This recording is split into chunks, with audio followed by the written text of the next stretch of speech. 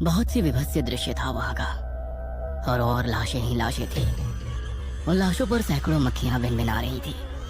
इतनी भीषण रेल दुर्घटना पिछले 100 सालों में नहीं घटी थी। 3 रेलगाड़ियां, जिसमें एक मालगाड़ी शामिल थी, उनकी बोगियां एक दूसरे पर पूरी तरह चढ़ी हुई थी। ट्रेन की जनरल बोगी समेत स्लीपर क्लास और एसी की कहीं बोगियां एकदम तहस नहस हो गई थी। शायद कोई भी नहीं बचा था उनमें। 72 घंटे हो गए थे इस भयानक दुर्घटना के, लेकिन लाशों के निकलने का सिलसिला लगातार जारी था। बचाव दल वाले पूरे मुस्तैदी से अपना काम कर रहे थे।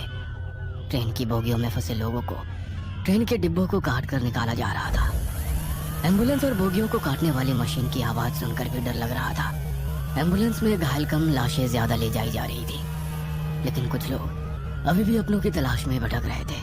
बचाव दल वालों से उन्हें उम्मीद थी कि वो उनके अपनों को शायद निकाल लाए। मेरा बेटा, मेरा 18 साल का जवान बेटा, उसे कुछ मत होने दीजिए। उसे भगवान के लिए निकाल दीजिए।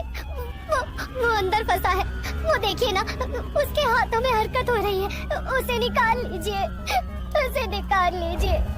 माँ ऐसी ही होती है शायद। जहाँ उम्मीद ना हो वहाँ पर भी उम्मीद लगा बैठती है। उसका जवान बेटा मर चुका था, बेजान पड़ा था उसका शरीर। फिर भी उसे लग रहा था कि उसके हाथों में हरकत हो रही है। और चीख पुकार मची हुई थी। कोई अपने मासूम बच्चे की लाश को देखकर बार बार बेहोश हो रहा था, तो कोई अपने बूढ़े पिता के मृत शरीर को घूर घूर कर देख रहा था।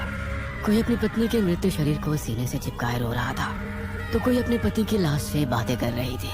कहा था जिंदगी भर साथ निभाओगे।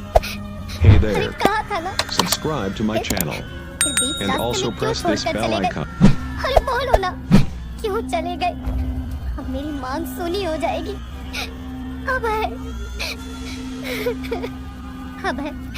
मेरी मांग में सिंदूर देखना तुम्हें बहुत पसंद था ना। अब कभी नहीं लगा पाऊंगी मैं सिंदूर, कभी नहीं। बचाव कार्य तो जारी था, लेकिन अब जिंदा बचे लोगों की उम्मीद कम ही थी। लेकिन उस दर्दनाक मंजर वाली जगह पर भी लोगों के चित्कार और लाशों की भयंकर दुर्गंध के बीच फोटोग्राफर दिनकर फोटो ले रहा था। वह एक प्राइवेट अखबार में फोटोग्राफर का काम करता था। एक्सीडेंट के हर एक सीन को वह बारीकी से अपने कैमरे में उतार रहा था। उस भयानक और चीख पुकार वाले स्पॉट को देखकर उसकी आंखें भी भीग रही थी। लाशों को देख उसके दिल की धड़कन भी तेज हो रही थी। लेकिन उसे अपना काम करना था, क्योंकि उसी से तो उसका घर चलता था। उसने कई सारी फोटो खींची और सारी तस्वीरें ऐसी कि कोई साधारण इंसान उसे देखे तो खौफ उसके चेहरे पर साफ साफ दिख जाए। तस्वीरें खींचकर वो उन तस्वीरों को जूम करके भी देख रहा था कि ठीक आई है कि नहीं। ऐसे ही एक तस्वीर को जब वो जूम करके देख रहा था, तभी अचानक वह एकदम से डर गया। बड़ी ही भयानक लाश की तस्वीर थी वो। उसकी दोनों आंखें बाहर को निकल गई थी और वो आंखें ऐसा लग रहा था कि दिनकर को ही घूर कर देख रही है।